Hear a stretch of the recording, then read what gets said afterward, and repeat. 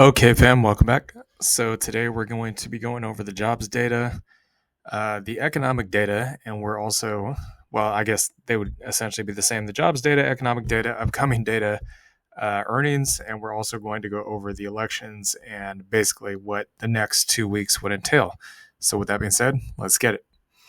All right, so I don't want to go too deep into the charts today in terms of the grayscale trusts and crypto and all that stuff. There was a pretty substantial pullback today. Again, I think part of the reason why is just simply because the market is nervous because of the elections and earnings season, and it all kind of lining up together. It makes perfect sense, and naturally, October is a little bit of. I've said this before. It can be a toss-up month. Okay, October can either be green or it can be red.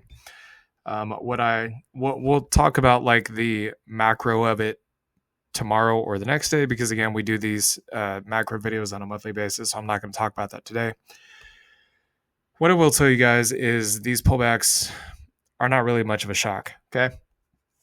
Right before the elections, there's going to be uncertainty. The markets, investors, traders, they're going to be uncertain about the kind of direction of how things are going to go. You guys have to understand, we don't just have the presidential election this upcoming week, we also have the midterms as well. So you have Congress and the president being decided next week, which means that pretty much all of the laws that there is, your justice appointees or judge appointees, whether they be Republican or Democrat, within the Justice Department, and then you have the Fed who has to work with the president. There's kind of a lot at stake here, okay? Again, I am fully and firmly confident that Donald J. Trump is going to be the victor here, okay? Everything in his brother, including Polymarket, which is the betting market on the elections in this case, is favoring very heavily a Trump victory, okay? But understand that regardless of who the presidential, whoever gets elected as president in the White House, regardless of what year it is, 2004, 2008, 2012, 2016, 2020, 2024, all those elections come with policy changes of some kind. Okay, we already know what Trump's policies are. We have no idea what Kamala Harris's policies are. So, in my opinion, if I was a whale looking at these markets, I'd be like, dude, I'd rather have a Trump election, because at least I know what I'm going to get. I have no idea what I'm going to get with Kamala. Although she has come out and said some of her ideas, right? Like they want to do an unrealized capital gains tax on wealthy individuals. Well, there's a problem with that, because when you tax unrealized capital gains, which is a ridiculous idea anyways, that's a stupid idea. That's something Elizabeth Warren came up with, and she's, I'm not trying to be a dick here when I say this, but she's not exactly the cream of the crop when it comes to levels of intellect, okay, and common sense. So, and pretty much everything that Warren has ever tried to push through Congress got rejected, and that's probably going to keep happening going forward in time. But the problem with taxing unrealized gains on wealthy individuals is twofold. Number one, it's going to want to cause these wealthy individuals to move overseas, which takes away money and revenue from the United States, okay? And number two, which is bad for business, by the way, and number two, the wealthy individuals in this country, the ones that own these mega companies, it doesn't even have to be the Mag 7. It could be any big company like Johnson & Johnson, Pepsi, whatever. These people are the ones that are providing the jobs for the vast majority of society that keeps the financial wheels churning in America. Do you understand? So if they're getting hit, then everybody underneath them is going to get hit as well. It may not seem like it, but the ripple effects will end up affecting everybody ultimately in a negative way. Most people don't understand this because they can't see that. They always miss the forest for the trees. Let's just put it like that, okay? So because of all of this culmination of data that's coming in between now and next week, there's going to be uncertainty. Am I surprised there's going to be a pullback? No. Do I expect it to last? No. I think likely markets, especially after earnings today, are going to be heading up into next week. I don't see any reason why they shouldn't head up. I mean, we've had pretty good data for the most part. Okay, the only kind of factor that we have left to figure out is how much the Fed is going to cut by and what the elections are going to be like. That's pretty much it. Okay, that's all the guesswork the market has left to do. Pretty much everything is already figured out above and beyond that. All right, so let's get into it. So the first thing I want to go over here, and I'm not sure if I don't know if Apple earnings has come out yet. I've been waiting for this to do this for you guys, but the for whatever reason there's a zillion earnings, we know that, but for whatever reason it's taken eons for Apple to come out with their earnings. So Amazon had a beat on their earnings, okay? From both points, the earnings and the revenue, it reflected in the price of the stock. We all know that. That's very bullish because, again, you can buy pretty much just about anything you can think of under the sun from Amazon. That shouldn't really be a shock. MasterCard, so the credit card companies, I talked about this before. The Visa and MasterCard are the two, as far as I know, the two largest credit card companies on the planet, okay?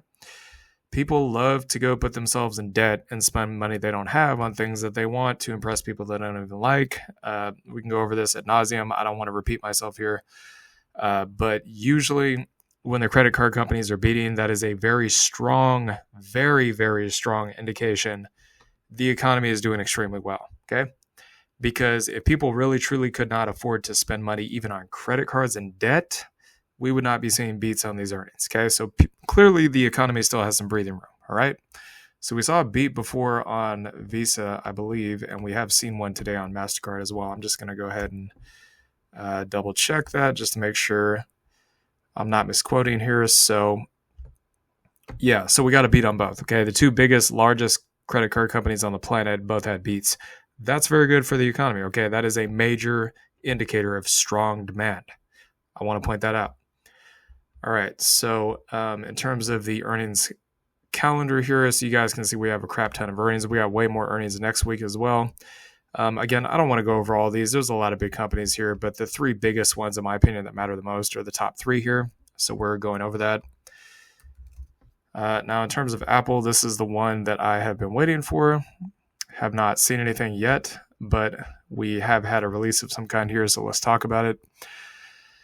Okay, so key points here from CSNBC. It says Apple's results top estimates as iPhone sales rise 6%. Of course, it should be no shock that people love to have their smartphones, right? The biggest, best, newest kind of tech you can get your hands on. They're probably using Visa and MasterCard credit cards to pay for them. Wouldn't be surprised.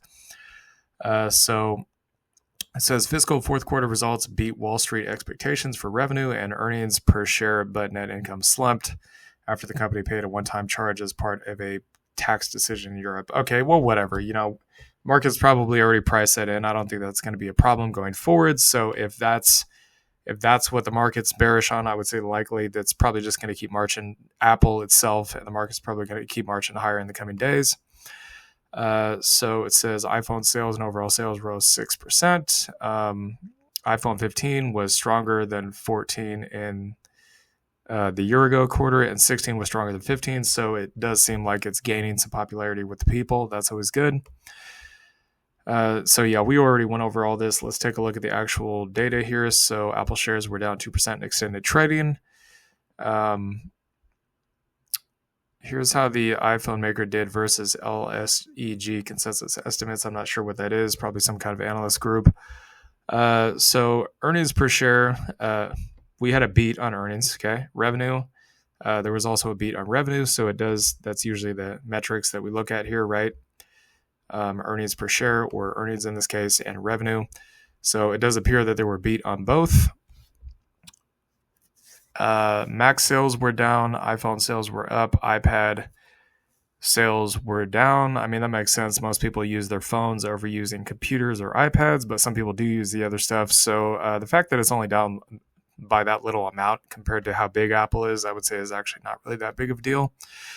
Other products down slightly, services down slightly, gross margin up slightly. So I'd say it's an overall good report. I wouldn't be too worried about it.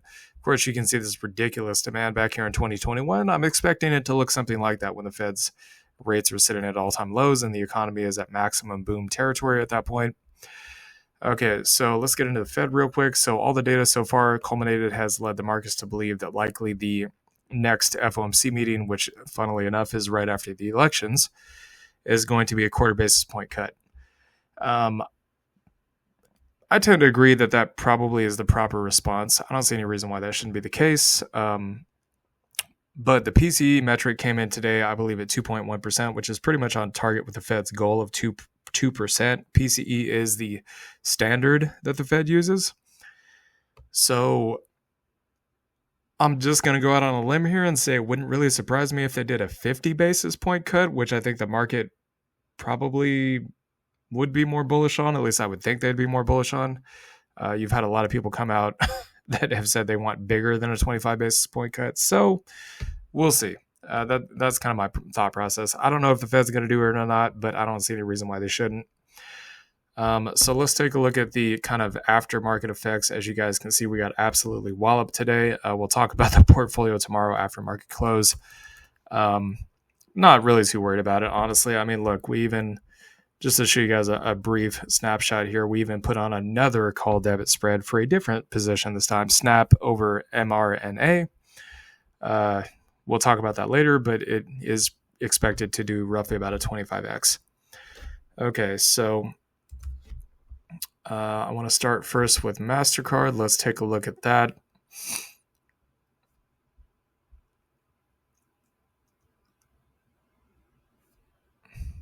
Okay, so they were down on the day, but they're up in after hours. So if this is the case, then I would probably have to guess they're probably going to head back up. Like I've told you guys before, there is a lot of people that see these dips that are looking to buy the dip, us included. There's some people that will literally just sit there and do nothing with their money and wait to buy the dips, whether they be retail or institutional. I mean, you have a mix of both. Some people DCA, some people dip buy. In this case, it would be a dip buying opportunity. So Amazon, huge spike after earnings. It pretty much erased all the losses from the trading session. So obviously that's a very good sign. That's going to help lift the markets, right? Apple it did have a slight slump, but you can see it is starting to slowly recover. I mean, guys, Apple is a staple in most people's portfolio. I wouldn't be surprised if there was like probably at least 1 million or 2 million people out there right now taking a look at this, like in after hours, like, oh, let me just go ahead and buy a few shares, right?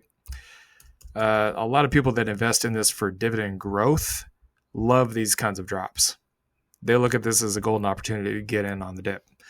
All right, so the other thing I wanted to point out before we go over the data here, and then finally my expectations going forward from today, I wanted to point out to you guys we did buy some more shares of SPYT and GPIQ on the dip because, again, I do think this dip is going to be temporary. I do not think it's going to last. All right, so let's go ahead and talk about the data. Okay, so I want to go back here to Monday. And again, I'm just going to kind of scroll through this so we can take a look and see what's been on the calendar this week because we didn't really talk about a lot. So not really a whole lot on Monday. As you guys can see, they have like data not just for the United States, but for other countries around the world. So Tuesday, let's see what we got here in terms of data. So there's not really a whole lot that I would consider to be important on Tuesday other than the JOLTS report or job openings, okay? So job openings, the actual was, well, lower than the estimate. They were expecting it to come in higher than prior. It actually came in lower. Job quits also came in lower. There was no estimate for this. So here's what I have to say about this, okay, in terms of the job market. So the market is, they're in a situation where they're trying to have their cake and eat it too, and you're not going to be able to have your cake and eat it too, okay? Except in one situation where the Fed creates a soft landing, the Goldilocks zone that we've been talking about, which in my opinion is going to happen, okay? But in the market's mind, they think one of two things are going to happen. Either the economy is going to go to, you know what, SHIT, and we're going to have a massive recession and everything's going to dump, and then the Fed's going to cut rates, or the Fed's going to cut rates too soon, and it's going to cause a resurgence of inflation, okay? In this particular case, they're thinking like, oh, God, the economy's going to go to zero. Guys, look, we've been saying forever, likely we're going to get the soft landing. It's not going to go to zero. The Fed's going to be ahead of the curve. They've already said they're going to do so. Okay, that's why they came out last time and did a 50 over 25 BP cut, which completely caught the markets by guard or off guard, completely, side blinded them. They were not expecting it. I was not surprised. I expected the Fed to do something like that, but, that's a topic for another day. So okay, there was a slight downtick in job openings. It could be for any number of reasons. Okay, people switching jobs, people on vacation. Maybe the demand for maybe people just weren't applying as much. I mean, there could be a lot of reasons. I think it's at face value. It should be taken lightly. It should be more deeply looked into before assuming things. As you guys know, the markets tend to overreact a lot. So the next thing I want to point out here is on Wednesday, GDP growth. I would say the most important thing here probably is, GDP growth rate quarter over quarter is the most important in my opinion. It was at 2.8% versus the forecast of 3%. In my opinion, that's still very strong. Okay, if it's anything above, I'd say probably 1.52%, we're good, right? Now, the Goldilocks situation, in my opinion, can be achieved if the data comes in only, well, I shouldn't say only, but mostly slightly lower than or at expectations. In this case, this did happen, okay? As long as there's not a big drop or a huge pop, then I think we're good. But on the flip side, you got the core PCE prices at 2.2%. Prior was 2.8. Forecast was 2.1. So that's pretty much in line with what the Fed wants. Okay, so there's no reason why they shouldn't continue cutting rates going forward from this point. I don't see any reason why that should change.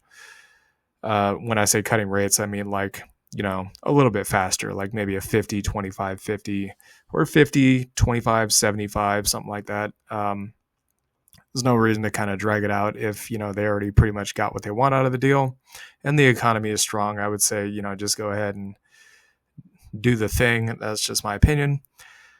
So next thing on here, jobless claims pretty much at expectations, a little bit lower. Again, that is a good sign. Okay, that means there is a strong labor market. It didn't come in too hot, but it didn't come in too cool. That's exactly what we want for the soft landing narrative. Exactly what we want. Okay, not too hot, not too cool, just right. Okay, it's like when you're trying to bake a cake, you don't want it to be burnt. Or, well, let me rephrase this. If you're trying to make brownies or maybe even chicken, right? You don't want it to be burnt, but you don't want it to be raw. You want it to be just right, right? The perfect texture, the perfect heat, the perfect appearance, right? When you're looking for those kinds of things, you want it to be like in steak, for example, you want it to be right about medium rare. That's what we're looking for here, okay? And that's exactly what this is saying on the jobless claims. Looks like the next thing we got here, core PCE price index, 2.7%. I mean, that's pretty much just about where the Fed wants it to be. I don't see any reason to drag this out. Another thing I want you guys to keep in mind is we'll talk about that in a minute. So jobless claims pretty much at expectations, again, down slightly, which is always a good thing. That means a strong job market. Let's see. So the next, was that Thursday? I think that was Thursday.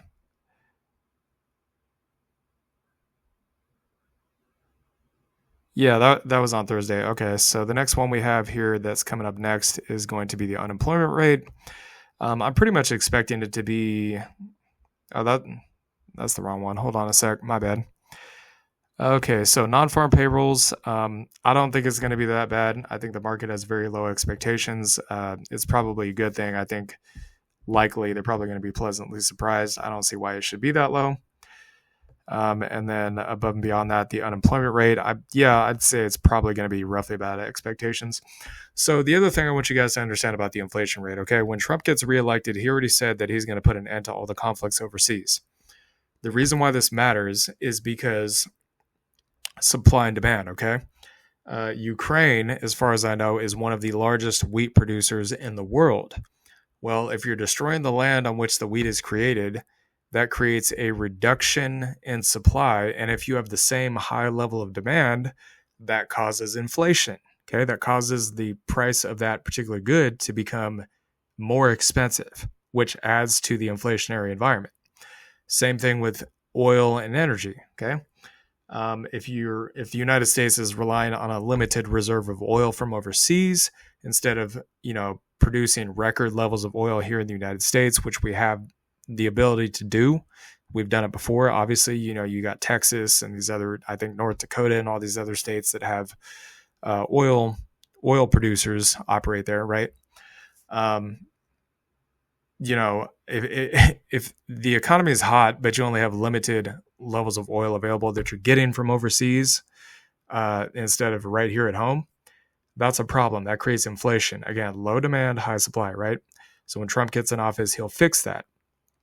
In terms of the conflicts overseas, the ridiculous amount of spending that Congress is doing to fund these wars also is helping to cause inflation. Okay. So on one hand, you have the Fed trying to hike rates to control inflation. And the other hand, you have I'm not going to say it's necessarily any particular party. It's probably both the Democrats and the Republicans that are funding these bills. But you have the government itself trying to, whether it's their goal or not to do so, they are more or less creating inflation. Okay. So you have conflicting battles going on here between the Fed and the government.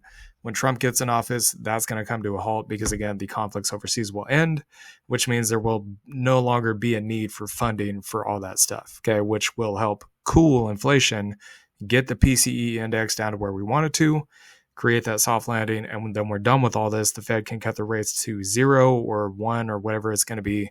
And then off we go, right? Into the next big secular bull run.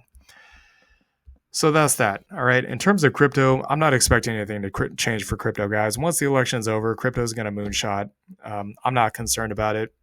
I think I read an article today about something about Michael Saylor wanting to shore up like 42 billion or something like that. 42 billion with a B to buy more Bitcoin. I'm pretty sure somebody of his caliber and his acumen and wealth, affluence, I should say, is not going to be putting up almost $50 billion to buy Bitcoin at all-time highs if he thought it was going to drop.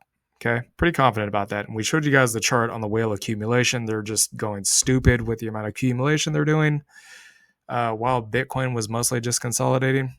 Need I say more? Okay.